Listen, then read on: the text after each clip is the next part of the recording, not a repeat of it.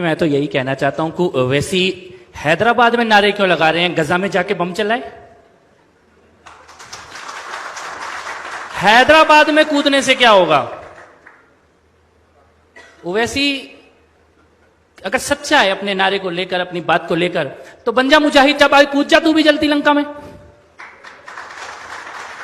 ये तो तुम यहां लोगों को बेवकूफ बना रहे हो, यहां ये चलने वाला नहीं है। अपने 5 बंदे इकट्ठे करके उधर तू फिलिस्तीन फिलिस्तीन फिलिस्तीन, तो फिलिस्तीन तो खत्म। उसकी एक्सपायरी डेट उसी दिन पक्की हो गई थी जिस दिन इजराइल पे हमला हुआ था। फिलिस्तीन की नहीं, लेकिन उसके आतंकवादियों की तो निश्चित हो गई थी। मैं ये कहना चाहता हूं यहां बैठे सभी लोगों से, जो इजराइल में हुआ क्या भारत में नहीं हुआ? भारत ने नहीं देखा वैसा हमला? कैसाब आया था, क्या था वो दिन? मुंबई में कोई होटल में बैठा है, कोई रेस्टोरेंट में बैठा है, कोई स्टेशन पे है, वो सबको मार रहे, आंख मूंद के मार रहे। एग्जैक्टली वही हमला था जो हमास ने इजराइल में किया, वही भारत में हुआ। और एक बार नहीं हुआ, ये दिल्ली के कनॉट प्लेस में हुआ, लाजपत नगर में हुआ, सरोजनी नगर में हुआ, घंटाघर में हुआ, मुंबई में हुआ, पूरे जर्मनी बेकरी में हुआ, हैदराबाद की गलियों में हुआ, बेंगलोर की गलियों में हुआ, संकट मोचन हनुमान मंदिर, सब जगह हुआ।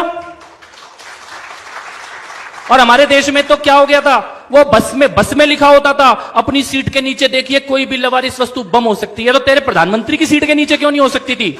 हमारे बच्चों की सीट के नीचे ही होती थी बस लवारिस वस्तु बम। आज क्यों नहीं हो रहा?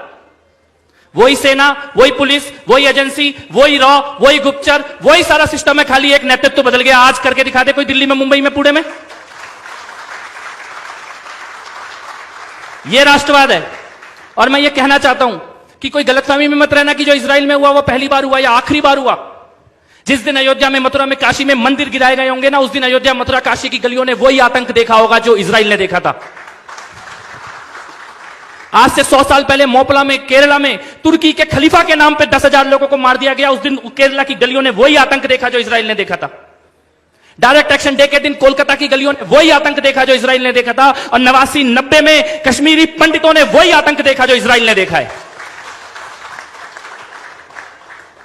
कोई यहां पे बैठ के अगर हमास के या फिलिस्तीन के साथ खड़ा हो रहा है ना, वो हमास या फिलिस्तीन के साथ खड़ा नहीं हो रहा, वो तुम्हें मारने और काटने वालों के साथ खड़ा हो रहा है। और ये बता रहा है कि जिस दिन तुम्हें मारा जाएगा उस दिन वो कहां खड़े होंगे। कोई गलतफहमी ना हो इस बात की, चाहे वो ओवैसी हो, चाहे वो कांग्रेस हो। कांग्रेस, ये जेएनयू के अंदर इन्होंने नारे लगाए हमास के समर्थन में, एएमयू में मार्च निकाला गया। मैं पूछता हूं, जिस दिन संसद पे हमला हुआ एएमयू ने मार्च निकाला था क्या? जिस दिन दिल्ली में बम ब्लास्ट हुए एएमयू में मार्च निकला था क्या? जेएनयू में मार्च निकला था क्या? कांग्रेस पार्टी ने कुर्ते फाड़े थे क्या? यानी देश के अंदर आतंकवादी हमले हुए तो इन्होंने कोई मार्च नहीं निकाला, किसी ने जेएनयू में, किसी ने एएमयू में, कोई वामपंथी, कोई कम्युनिस्ट नहीं निकला। लेकिन वो गजा में, वो फिलिस्तीन में आता इजराइल बदला ले रहा है तो तुम्हारे कुर्ते फट रहे हैं। किसके सगे हो, किसके सगे हो, किसके साथ खड़े हो?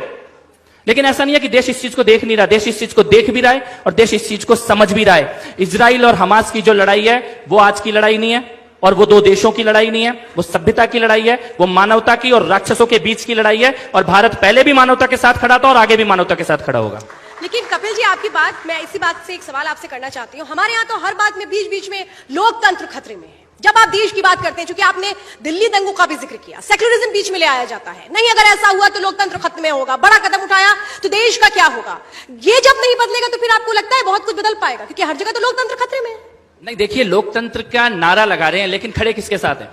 जो लोग आज हमास के साथ खड़े हैं भारत में, वही लोग दिल्ली दंगे में ताहिर हुसैन और उमर खालिद के साथ खड़े थे। वही नाम, वही वकील, वही उससे 4 साल पहले पीएफआई के लोगों के साथ खड़े थे, वही उससे पहले सिमी के लोगों के साथ खड़े थे, वही अहमदाबाद ब्लास्ट में आतंकवादियों का केस लड़ रहे हैं, वही कसाब के लिए पेटिशन साइन कर रहे थे, वही याकूब मेनन के लिए कोर्ट खुलवाने वही लोग हैं।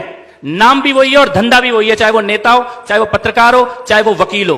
कोर्ट में खड़े होने वाले लोग वही हैं, अखबारों में लिखने वाले लोग वही हैं, टीवी पे आके इनके पक्ष में बोलने वाले लोग वही हैं। वही चेहरे और वही लोग हमास के साथ, वही पीएफआई के साथ, वही सिमी के साथ, वही ताहिर हुसैन के साथ, वही उमर खालिद के साथ। लेकिन मैं ये कहना चाहता हूं कि ईश्वर का न्याय होता है। दिल्ली में जिस आदमी ने दिल्ली के दंगों के समय ये बोला था कि मैं शाहीन बाग के साथ खड़ा हूं, वो आदमी आज उसी जेल में पड़ा हुआ है जहां शाहीन बाग के अपराधी जेल में है। और मैं ये कहना चाहता हूं कि तुम तब शाहीन बाग के साथ थे या नहीं थे, आज तुम वहीं रहोगे जहां शाहीन बाग के अपराधी रहेंगे। ये भी ईश्वर का न्याय है।